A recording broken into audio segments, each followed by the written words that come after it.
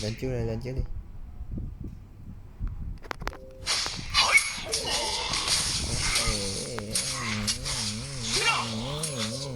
Nhào lên nó đi, nhào lên nó đi. Trời ơi, tôi bắn quá trời nó. Đập đi. Ở gì bà Châu nó nè.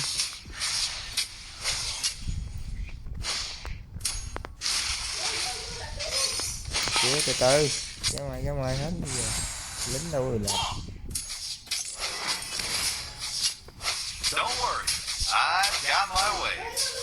Đập nó, đập nó.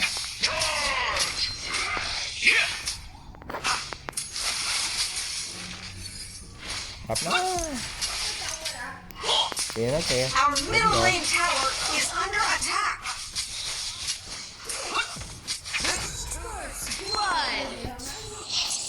Tôi cũng chết hết nè.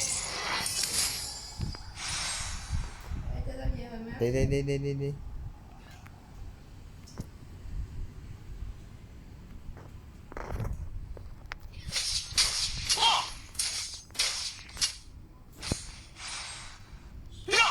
One shot, one kill. Just give up.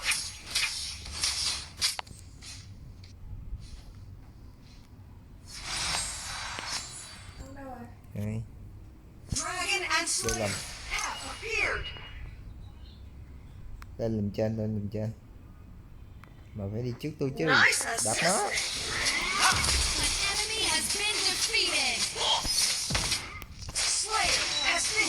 Tôi sắp chết rồi, đi chạy. Kìa lên đi, có bộ trên kìa. Kìa đập nó luôn, nhào luôn vô. Đại chậm quá. Chơi chiêu 1 trước, đừng chơi chiêu 2 trước đúng không? Chơi chiêu 1 lần nhào lại gần nó. Càng gần thì càng chia khả năng. Dễ gì nó đâu đánh mấy đâu. Dễ.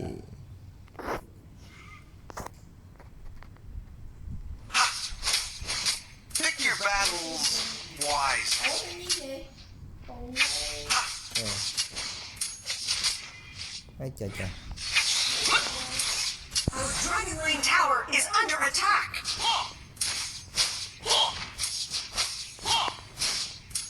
Ủa con này mạnh gì? Our Dragon Lane Tower is under attack. Dragon has been defeated. An enemy has been defeated. Trong lầm kìa nha, ghê xuống nha, quá trời luôn. 4-5 đứa ở dưới nha. Thì ôm chậu thôi sao? Ghê xuống luôn, lướt xuống. Đó, gì đó. Đây là cách bỏ lại, là thôi mất mạng. An enemy has been defeated. An ally has been defeated.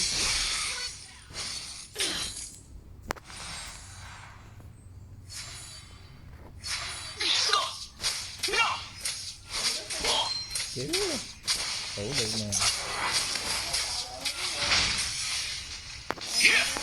The iron defense line has disappeared. Send in the ballista. An enemy has been defeated. Đập nó. Don't worry, I've got my ways. Sắm vô lùm lớp đi. Just give up. Vô đập nó. Đúng rồi, đập nó luôn.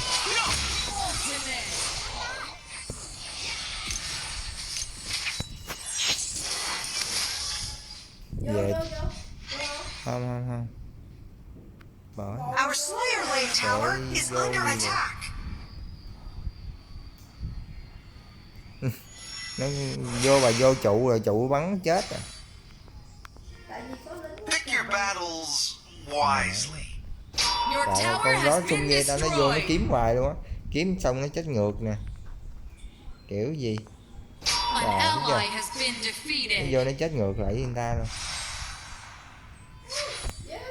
Tập nó nè. Oh man, that's the stuff.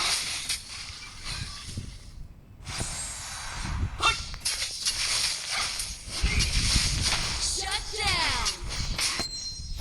Đây là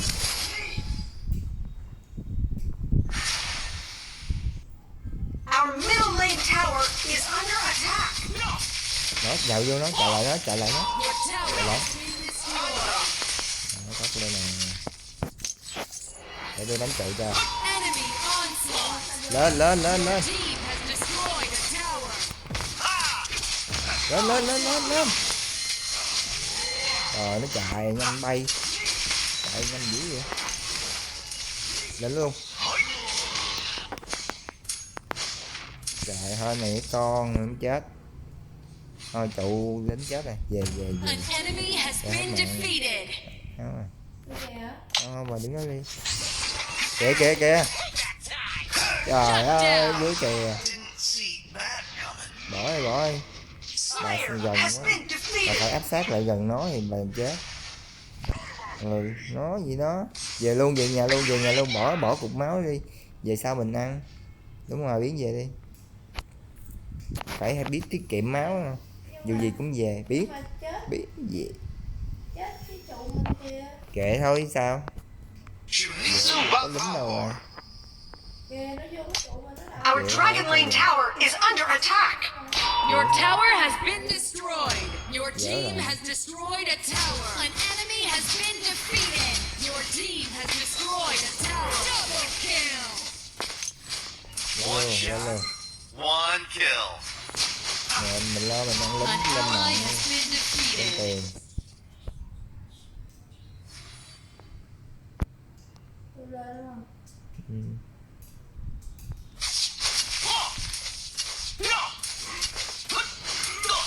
Don't worry.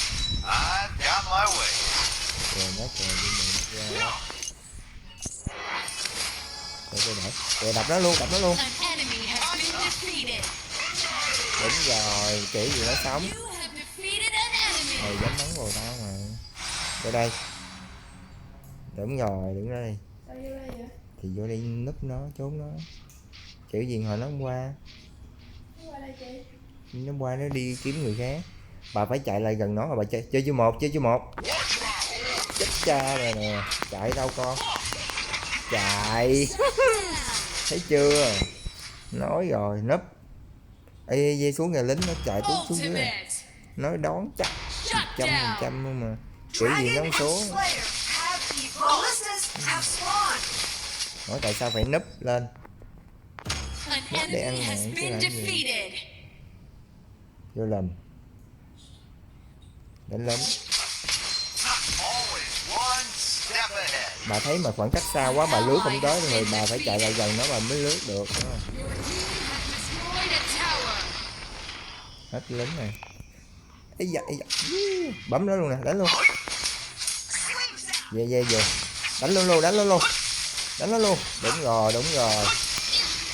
Chết tu luôn rồi. Has been defeated. An ally has quá. been defeated. Nhiều quá, nhiều quá. Nhiều quá.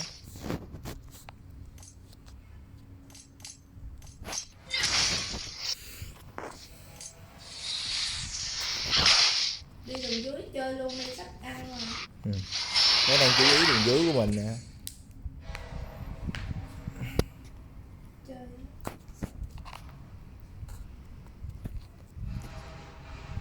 Lên chưa? Rồi. The Dark hunt Slayer has been defeated. Holy Dragon has been defeated. Nó lượm núp hay gì mất tiêu đó rồi. Rồi Đang núp rồi rồi. nó đi đâu rồi. Thấy mới chỗ đó mất tiêu. Đó, hiện đó. Rồi đừng vội trên đông quá kìa. An enemy has been defeated. Lên đường trên, lên đường trên, lên. An enemy Quá trời has luôn. been defeated. An ally has been defeated. Enemy Đừng ultimate. mạng. Xuống dưới, xuống dưới, Shut xuống dưới, xuống dưới. down. Chết theo rồi. Kìa bắn đi ngược lại đánh nó. Rồi nó sợ rồi, nó thấy nó sợ rồi đi lên luôn. An ally has been defeated. Dark Slayer has been summoned. Lên đi, lên đi. One shot, one kill. No, just give up. Chị ơi.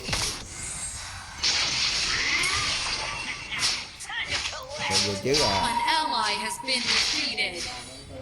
Chết luôn. Enemy double Nó để ý kill. rồi. Cái là đi đường đó mặc định là nó mai phục rồi đó. Chứ không phải đơn giản là cứ lên là ăn được đâu.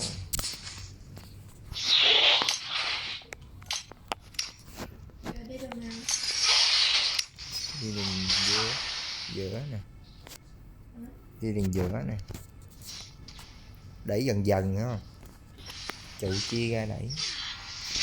Mà nó quá trời đường giữa. Chủ cái sắp xong rồi. Shinizu Đi Power. đường giữa nè, quá trời. Nhào lên, nhào lên, nhào lên. An enemy has been Okay. defeated. An enemy has been defeated.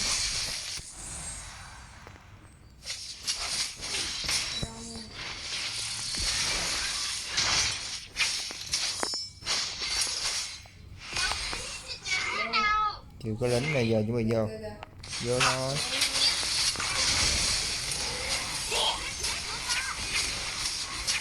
Your team has destroyed a Từ tower. từ nha. Don't worry. I've got my ways.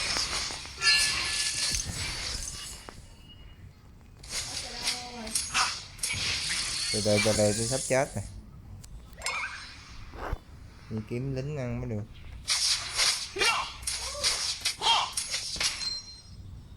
Đánh ở đây, đánh bọn nó đi.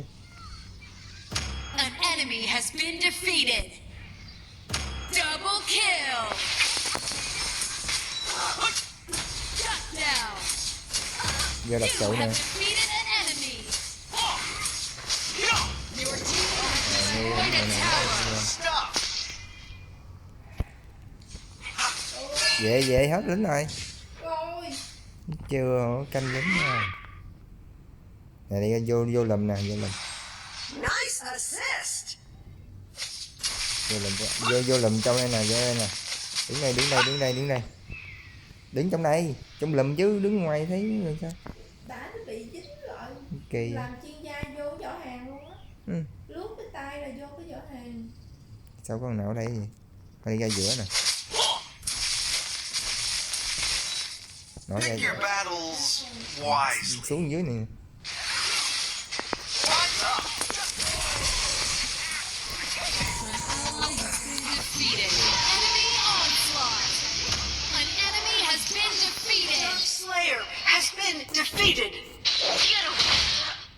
Double kill. Đi đường giữa. Your tower has been destroyed. Enemy double kill. Mù lắm, Dark mắm nè. Slayer has been summoned. Enemy ultimate. Shut down. Còn, Ba đứa rồi. con đứa, Đứa gì? con đứa sống. Ủa, màu xanh là sống mà. Lên 4 nút xanh rồi kìa. Nhưng mà mấy thấy số không? À, rồi Thấy số là đang hồi sinh. The hunt. Enemy Chết luôn. dominating. Đi đường dưới nè. Bên dưới hả? Dưới thằng lính nó đang đẩy. Một đứa ở trên kìa. Kệ Nó đẩy, đường giữa. đẩy lính dưới cái. Chuẩn bị ra giữa. Ê, chứ dưới đẩy lính cái nè. Có chạy đây nè heo ơi. Chạy ra phía dưới nè. Rồi. Đập nó luôn, đập nó luôn. Defeated an enemy. Just give up. Double kill. Lên trên. Đang vượt con nó mà nó chạy hết trơn rồi nè.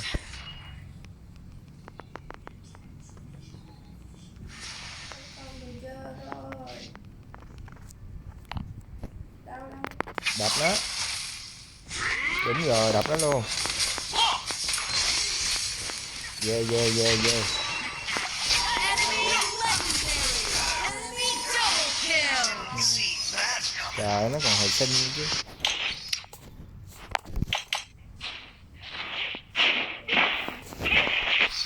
Bà không áp sát thì nó là bà chết chắc. Tại nó bắn xa là bắn gần. Bắn Prepare gần for the final battle. là phải áp sát được nó.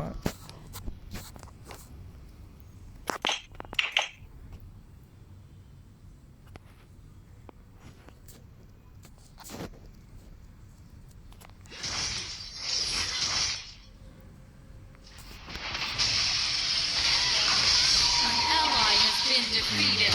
An enemy has been defeated. An enemy has been defeated. An ally has been defeated.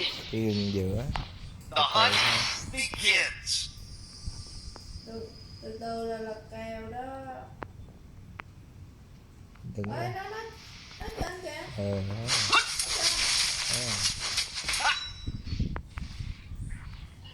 Thấy không? Nó nhảy nó giữ khoảng cách với bà đó.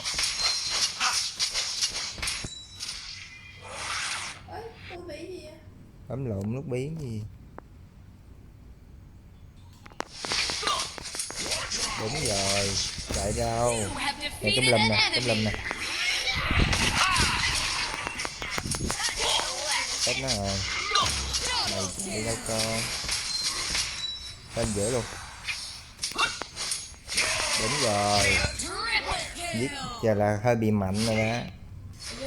Chưa vô cứ vô nhảy vô chỗ luôn đi, nhảy vô luôn nó, đẩy trụ bể luôn, Ally has been defeated. thắng luôn.